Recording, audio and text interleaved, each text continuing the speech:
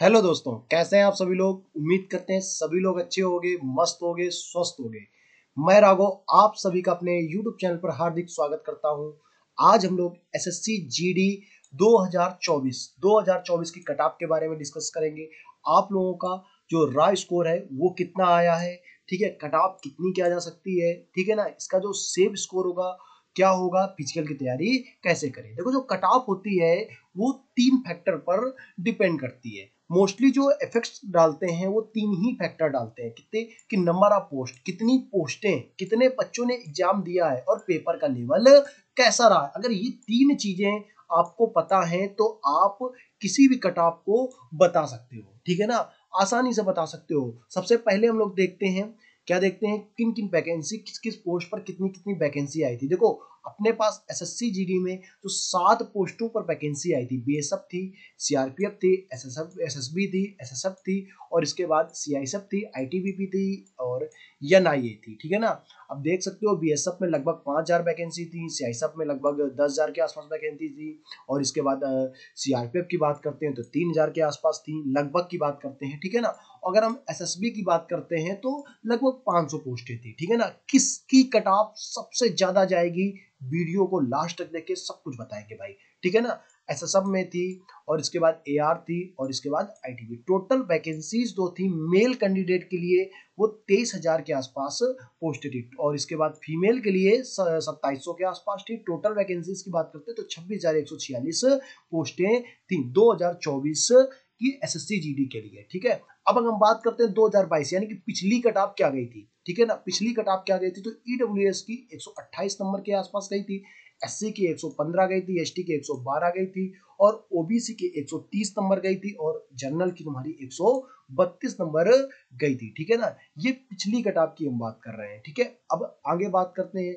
ये तुम्हारी जो पिछली कट ऑफ थी ये देखो तुम्हारी कौन सी थी, फीमेल की थी, ठीक है ना। अब इसके बाद मेल की बात करते हैं, तो मेल की तुम्हारी जो कट ऑफ गई थी वो ईडब्ल्यूएस की 139 गई थी, जनरल की तुम्हारी यूआर की, ये तुम्हारी, हम देखो कट ऑफ किसकी बात कर रहे हैं, एसएसएफ की बात कर रहे हैं, ठीक है ना, एसएसएफ की बात कर रहे हैं कट ऑफ की, ये ध्यान रखना, क्योंकि हर पोस्टें के लिए अलग अलग कट ऑफ होती हैं, ठीक है। ओबीसी की 140 गई थी, ठीक है ना, ये एक्स सर्विसमैन होते हैं, एक्स सर्विसमैन के लिए तुम्हारी 75 नंबर ही गई थी, एसटी के लिए 126 गई थी, एससी के लिए 129 नंबर गई थी, ठीक है। ओवरऑल कट ऑफ की बात करते हैं 2022 में, ओवरऑल जो तुम्हारी जनरल की कट ऑफ गई थी एसएसएफ की, वो 142 नंबर के आसपास गई थी, ठीक है ना।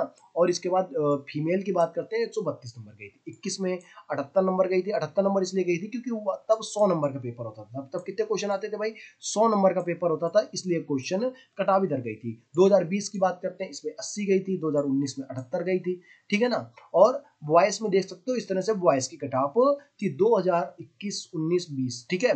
23 में कोई वैकेंसी आई नहीं है, मतलब 23 में जो वैकेंसी आई थी उसका रिजल्ट अभी 24 में आएगा, ठीक है। 23 में लगभग अभी कोई वैकेंसी नहीं थी, अब इसका जो कट ऑफ आएगी वो 24 में आएगी, ठीक है। अब हम बात करते हैं 2024 की एक्सपेक्टेड कट ऑफ क्या होने वाली 2024 की। तो ईडब्ल्यूएस की अगर बात करते हैं, आप मेल कैंडिडेट से हैं तो आपकी 112 से 18 के आसपास जाएगी।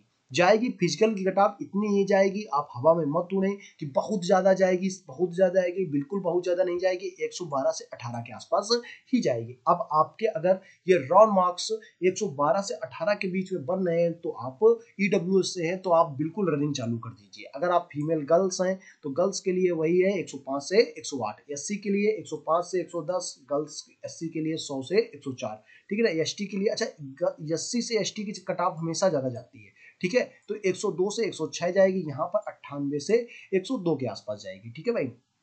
अगर आप यंग सर्विसमैन है तो 90 से 95, इधर 60 से 65 के आसपास। अगर आप ओबीसी में आते हैं तो 110 से 115 के आसपास। फीमेल है अगर तो आप 105 से 110 का देख सकते हैं। इसके बाद अगर आप जर्नल में आते हैं तो 115 से 120 के आसपास, और 108 से 113 आप अगर गर्ल है, ठीक है। आगे सिलेक्शन प्रोसेसर क्या होगा, मतलब फिजिकल के बाद क्या होता है। देखो इधर बात करते हैं पहला स्टेप, तो पहला स्टेप आपको पता है कंप्यूटर बेस्ड एग्जाम होता है, सीबीसी सीबी होता है, ठीक है ना। दूसरा क्या होता है, पीईटी होता है तुम्हारा, फिजिकल होता है एक तरह से।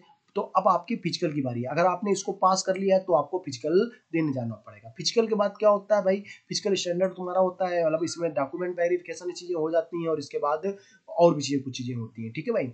और इसके बाद तुम्हारा लास्ट में क्या आ जाएगा, मेडिकल। मेडिकल के बाद आपको फाइनल मेरिट बनेगी, फाइनल मेरिट में आपका सिलेक्शन हो जाएगा। ये होता है एसएससी जीडी का सिलेक्शन प्रोसेस, ठीक है। समझ गए कि नहीं समझ गए, ठीक है। अगर आपको वीडियो अच्छा लगा हो तो भाई वीडियो को लाइक करें, शेयर करें, चैनल को सब्सक्राइब कर लें। धन्यवाद दोस्तों, मिलते हैं आपको अगले वीडियो में। अच्छा, एक चीज और आपसे पूछना चाहते हैं, अगर